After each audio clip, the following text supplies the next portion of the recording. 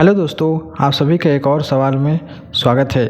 तो दोस्तों, आज के इस वीडियो में हम एक ऐसा सवाल सीखने जा रहे हैं जिसको लोग अक्सर 99% लोग गलत कर देते हैं। आखिर ये सवाल ऐसा है कि इसका जो भी आंसर निकालते हैं वो गलत निकल जाता है। अगर इसमें थोड़ी सी मिस्टेक करें तो इसका आंसर गलत हो जाता है।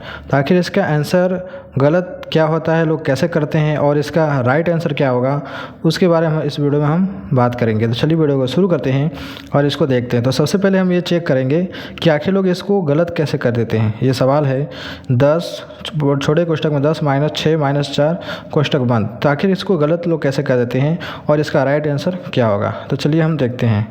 तो यहाँ पर देखिए, इसको गलत लोग कैसे कर देते हैं। क्या करते हैं कि यहाँ पर देखिए कोष्ठक के अंदर 10 - 6 - 4 कोष्ठक बंद है। तो इसको करते क्या हैं, 10 करते हैं और -6 - 4 को जोड़ देते हैं।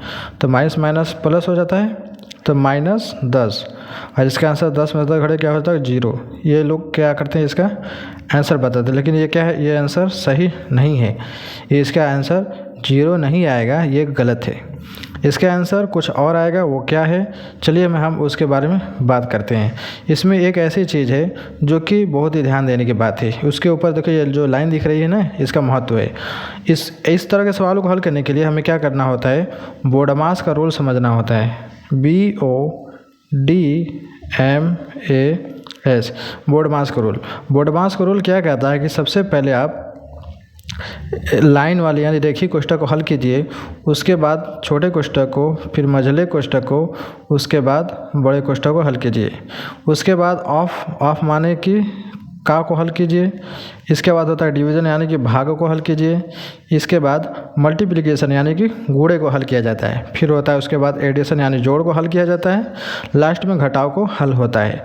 ठीक है, तो इस सवाल में हमने क्या किया था कि नॉर्मली इसको हल किया था, जो कि गलत है। यहाँ पर जो आप देख रहे हैं लाइन, ये जो लाइन दिख रही है ना, तो इसका मतलब ये होता है कि सबसे पहले लाइन वाले को हल किया जाएगा। ये नंबर वाइज जैसे इसी तरीके से हल होता है। तो बी का मतलब होता है ब्रैकेट, जो कि ये लाइन है। तो यानी पहले इसको हल करेंगे, बाकी तब जाकर किसी को हल किया जाएगा। तो चलिए इसको हम हल करके देखते हैं कि आखिर इसका आंसर सही कैसे होगा। तो यहाँ पे देखिए, पहले देखिए ये छोटा कोष्ठक है, ये रेखीय कोष्ठक है। तो पहला नंबर होता है रेखीय कोष्ठक का, इसलिए पहले हम इनको हल करेंगे, यानी सिर्फ इसको 6 - 4 को। ठीक है, ये जो माइनस है ना, इसको हल नहीं किया जाएगा क्योंकि जो लाइन है सिर्फ 6 और 4 तक है।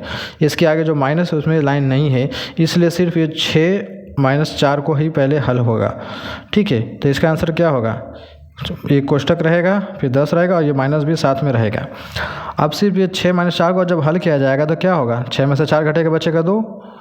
ठीक है, तो यहाँ पर लिखा जाएगा 2। अब क्या होगा, इसको घटाया जाएगा तो 10 में से जब 2 घटेगा क्या बचेगा, 8। यानी 8 इसका आंसर राइट होगा। इसका जो आंसर सही में आएगा वो 8 आएगा, जो कि हमने इसके पहले किया था तो उसका 0 आ गया था, जो कि गलत है, सरासर गलत है।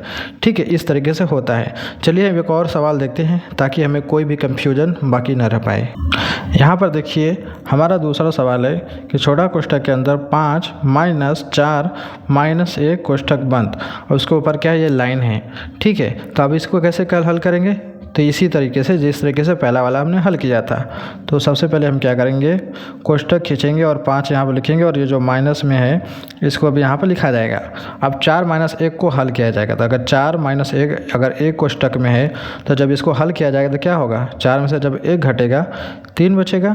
तो यहाँ पर लिखा जाएगा 3। तो जब 3 लिखा जाएगा तब ये हो गया 5 - 3।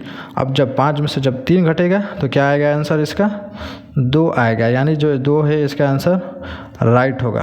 तो इस तरीके से इस तरह के सवालों को हल किया जाता है। अगर यहीं पर सिर्फ 5 - 4 - 1 होता, अगर इसी जगह पर अगर आपको दे देता 5 - 4 - 1, सिर्फ इस तरीके से, इसमें कोई लाइन नहीं होती, तो इसका आंसर कुछ और होता। कैसे, चलिए बताता हूँ।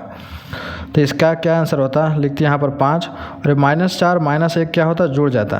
तो जब -4 - 1 यानी जब -4 - 1 को हम हल करते हैं तो ये माइनस माइनस प्लस हो जाता है। तो 4 1 हो जाता है 5, और दोनों में माइनस चिन्ह, इसलिए यहाँ पर माइनस चिन्ह आ जाता है। तो 5 उसके बाद आएगा -5। तो जब 5 में से जब 5 घटेगा बचेगा 0, यानी कि 0 इसका आंसर होगा, जो कि ये सही है। इस स्थिति में यह सवाल सही है क्योंकि इसके ऊपर लाइन नहीं है। अगर इसी के ऊपर लाइन होता तो इसका आंसर 0 नहीं होता। यहाँ पर लाइन नहीं है इसलिए इसका आंसर 0 है, इसलिए यह सवाल सही है। तो ये यहाँ पर ध्यान देने की बात है।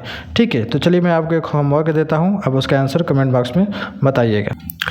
ये एक सवाल है, ये मैं होमवर्क दे रहा हूँ। आप लोग इसका आंसर इसी टाइप में जो है जिससे मैंने ये सवाल हल किया था, इसको उसी तरीके से हल करके इसका जवाब आप लोग कमेंट में बताइए। तो चलिए दोस्तों, मिलते हैं एक नए वीडियो में। अगर आपको वीडियो अच्छी लगी हो तो लाइक कर देना, चैनल पहली बार सब्सक्राइब जरूर कर लेना।